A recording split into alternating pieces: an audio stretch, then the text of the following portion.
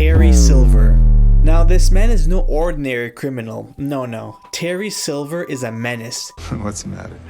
You're afraid to hit an old man? Come on. He's a walking midlife crisis in a ponytail.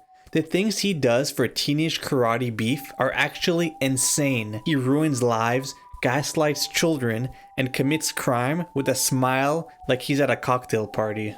The guy is essentially a Bond villain who decided his life mission was to psychologically obliterate Daniel LaRusso over a karate match from 40 years ago. You really can't make this stuff up. With his unlimited wealth and goons at his disposal, there's nothing he won't do to win at kids karate. Like nothing. Like he's really out here putting out hits on families. John has built a nice little family for himself. Let's have you pay his wife and daughter a little visit. Slashing people like he's Zorro, and kidnapping people and placing them in dog cages. Well, that last one was done to Daniel LaRusso, so I kind of agree with it, because let's be honest, Danny Boy kind of needed that from all the Mr. Miyagi glazing he's been doing throughout the series. Why the hell did you back me up? Because she wanted to fight! Her mother just died! What's the matter with you? She was working through it! When my mom died, all I wanted to do was get on the mat for 3 rounds. It would help me then, it would help her now. We don't teach these kids to fight with anger, it's not— The Miyagi-Do way! Get out! This man will do whatever it takes to win high school karate. High school. These are teens, by the way, around 16 to 17-year-olds. Maybe if it was college karate or the Olympic team, I can see his actions would have a bit more merit in some way since the stakes are so much higher. But you gotta remember, this guy is a mega rich, successful businessman. Like imagine being so rich, having a yacht, a hot young girlfriend, but still committing crimes to win kids karate tournaments. For a cheap trophy on top of that. So let me give you a quick recap. Terry was firstly introduced in Karate Kid Part 3 as Kreese's old war buddy from Vietnam, where he used his dad's money to fund Cobra Kai's comeback. He even sets Daniel up with fake training, pressures him to join a tournament, and rigged everything behind the scenes just to lose.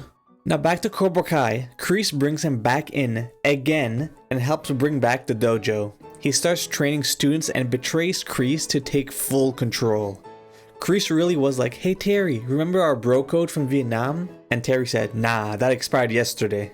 And you're going to jail." Bruh. After that, he starts acting way more unhinged and expands Cobra Kai even further. More dojos, more recruits, and basically wants to do to karate what the Fine Bros attempted to do with React. In the earlier seasons, Terry was more focused on re-establishing Cobra Kai as the dominant dojo, reviving his rivalry with Danny Boy, and getting back at his old nemesis Johnny.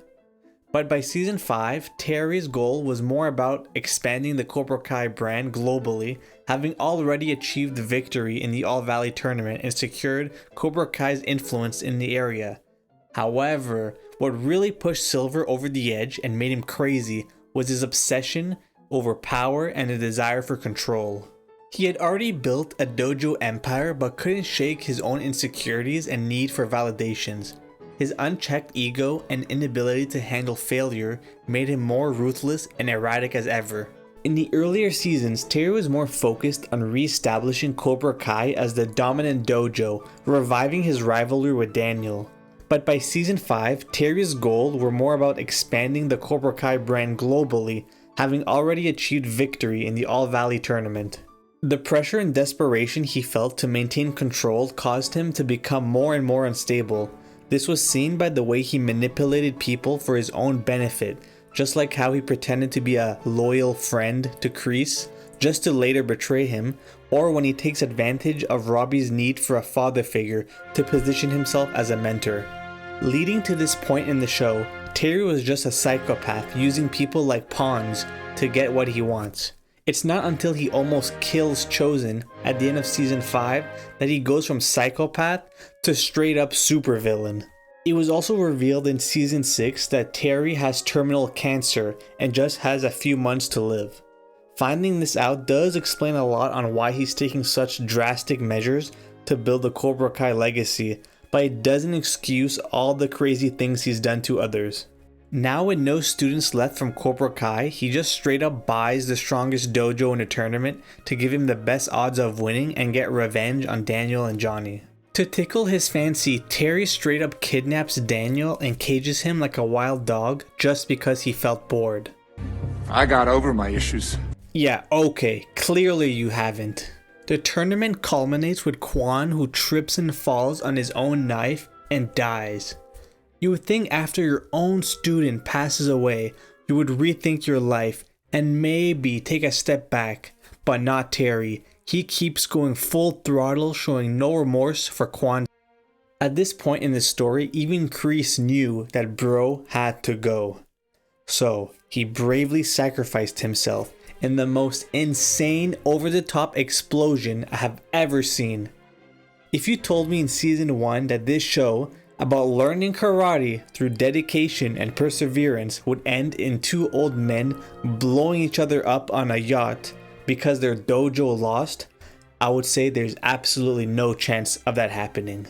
I found this really weird, but them dying is just never brought up again in the story. Like, I don't even think Johnny and Daniel know they are now free from these two psychos. I strongly believe if Kreese never got on that yacht, we would probably have Cobra Kai season 11 right now, where Terry builds an army of AI karate robots still trying to get revenge on Daniel and Johnny. Later, when Johnny moves into his new house, in the end, I was really hoping to see Terry just chilling in the bathtub of their new house with a grin on his face, with some crazy backstory of how he survived. But sadly, that wasn't the case. And just like that, our character's badass entry ended with a badass boom. Boom! Boom! Boom! Speaking about John Kreese, did you know that the actor playing Kreese, Martin Kove, was actually not acting in the entire show? My man is actually John Kreese in real life. Now, if you don't know what I'm talking about, in June of 2005, at a VIP meet and greet, Martin grabbed his co-star, Hannah Kim's arm, and straight up bit her after she tapped him on the shoulder to say hello. Apparently, he bit her so hard it left a mark and some blood may have been drawn. The police were called and Martin claimed that he did it jokingly and thought he was being funny. I'd like to understand why you did that. I apologize. I was just playing because we're very playful together, and I bit down too hard, and I meant to She's got a mouth mark on her. I know. No, we do not play like that. I No. apologize. No. So, No. I don't know what world do we, like, where to bite and leave a mark on her, which is visible. That's super not cool, and I don't know if It's felony assault. That's super cool. I want to be very clear with witnesses. No, we're going to meet because I want to be very clear in front of everyone here. Martin, you think it's funny to play with people. We are colleagues. I have played with you on set. We've danced, we've worked together, we've shaken hands, and I came to you as a colleague and I said to your son, hey, can you tell your dad not to bite me? I'm not going to the cops. I'm not going to anyone. He says, I'm sorry. I said, it's not his fault. Just tell your dad he can't bite me. Now, in the realm of what... I guess Gramps truly means when he says, no mercy. Enemy deserves no mercy. In the end, if you ask me was Cobra Kai cheesy, I'll say yes, it was indeed. Were the antagonists insane psychopaths that would do anything for kids' karate? I would say absolutely. But the show is undeniably entertaining, and in my opinion, the ending was pretty decent, closing off all the characters' story arcs. If you look closely, I think the show wasn't about karate at all. It was about exploring the deep meaning of identity, redemption, and the consequences of unchecked aggression stemmed from PTSD. Nah, I'm just kidding. It was about kids' karate the whole time, and they just all need to chill.